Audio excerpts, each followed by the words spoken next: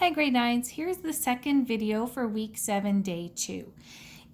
We're going to follow the same process to look through, find the rate of change, find the initial value, and then write a sentence about the situation, the scenario that it's talking about, and find the equation. So we're going to again be referring back up at the top to the format for how all of these equations are going to work.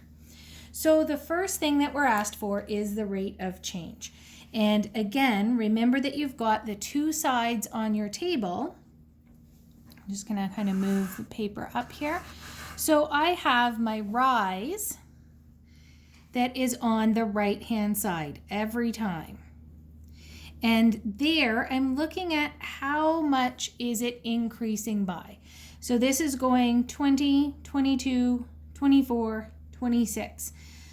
So it's counting up by 2s. So that rise is increasing by 2. On the left will be my run.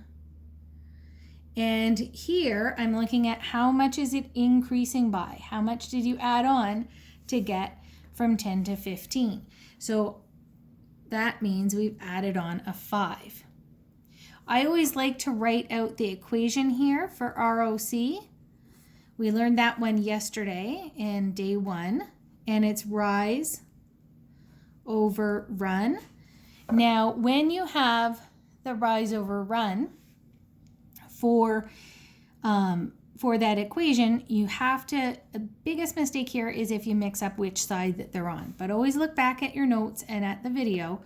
So my rise is 2 and my run is 5. And if I divide that, it's actually the same as the last one, 0.4. Now this is my unit rate. This means kilometers per minute. It's the rise per the run.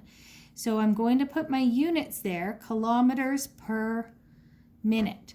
Now it asks, what does this represent? So that means that whatever kind of movement we're describing, we've got a time and a distance. So that is kilometers per minute. That sounds like a speed. Maybe this is a bike or a car or somebody running. We don't know. Well, not running. That would be really fast. We don't know what that is, but we can say the speed is 0.4 kilometers per minute. So that means how fast something is moving. That's what this scenario is describing. The next step in the first example was pretty simple. We want to find, looking at this heading, what is the initial value and what does it represent? So remember in the first one, we said we just look for the 0 and it's the number beside the 0. And that's pretty straightforward, I think. The problem is, for number 2, if you look at this table, what's the problem here?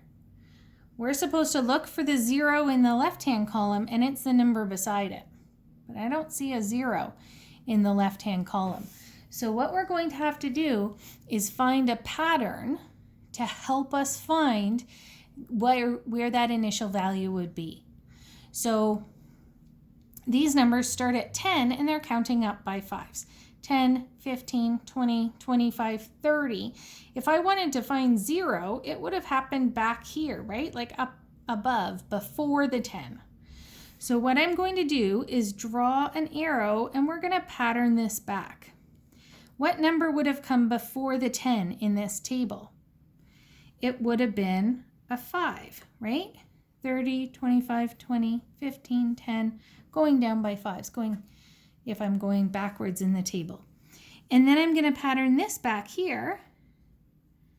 At 5 minutes, what would have been the distance? So patterning this back, 24, 22, 20, 2 less up here would have been 18. We're still not at a 0. So I'm going to pattern it back again.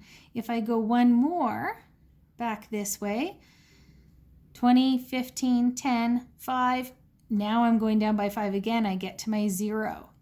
And I'm going to pattern this one back using the pattern in the right-hand column. 22, 20, 18, I'm going down by 2s, down by 2 more, I get 16. Now that helps me find my initial. I have an initial value of 16 because that's what's across from the 0. So here my initial is 16. So what does that represent? 16 is in the distance column, and we know initial is the amount at the start. So I might just say 16 kilometers is the starting distance.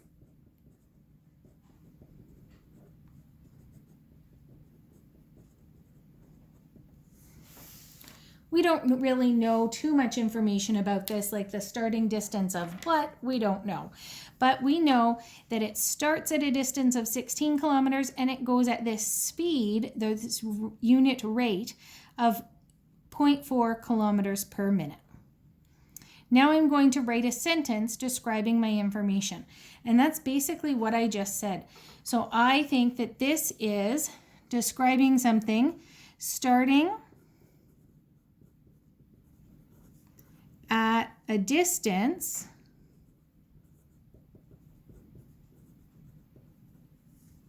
of 16 kilometers and going 0.4 kilometers per minute.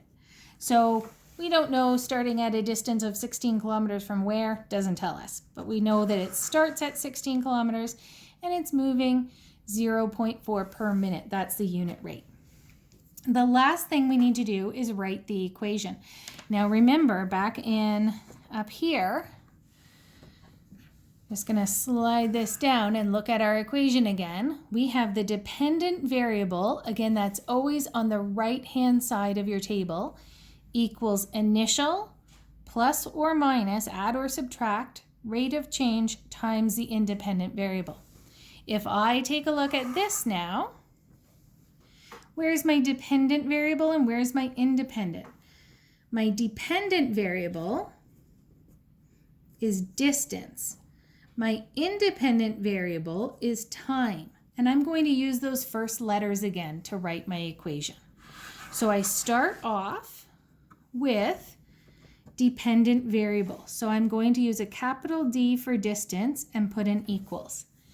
The next thing I put is my initial. So we found an initial of 16. So I'm going to put 16. Then we have to think, is it adding or subtracting? Are those distances going up or down? They're going up, so I'm going to put a plus. Then I look for my rate of change, 0.4. And then I say, what was my independent variable? And back here in my table, slid a bit out of the screen here, my independent variable was time. So I'm going to use a T for time. And that's my equation. D equals 16 plus 0.4T.